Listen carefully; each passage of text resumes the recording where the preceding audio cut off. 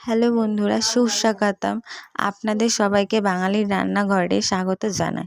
আজকে আপনাদের সামনে একটা ভালো রেসিপি আমি শেয়ার করব, বাটা মাছের ঝাল আলু দিয়ে। প্রথমে বাটা মাছগুলোকে ভালো করে ছাড়িয়ে নিতে হবে, তারপরে নুন হলুদ দিয়ে মাখিয়ে নিতে হবে।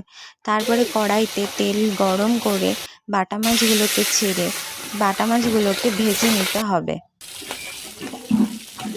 তারপরে আলুগুলো কেটে নিতে হবে, টমেটো কেটে নিতে হবে এবং পরিমাণ মতো লঙ্কা ও আদা নিয়ে নিতে হবে। তারপরে সেই তেলে আলুগুলোকে ছেড়ে আলুগুলো নুন হলুদ দিয়ে ভালো করে ভেজে নিতে হবে। আলুগুলো ভাজা হওয়ার পরে একটা পাত্রে লঙ্কা এবং আদার পেস্টের সাথে তার মধ্যে স্বাদ মতো হলুদ, স্বাদ মতো জিরে গুঁড়ো, স্বাদ মতো ধনের গুঁড়ো এবং কাশ্মীরি লঙ্কার গুঁড়ো ভালো করে দিয়ে সেটিকে ভালো করে মিশিয়ে নিতে হবে।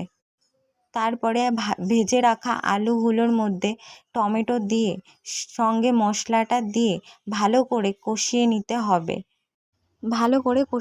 হবে। তারপরে তেলটা ছাড়ার পরে সাইডে গরম জল করে আলুগুলোকে ভালো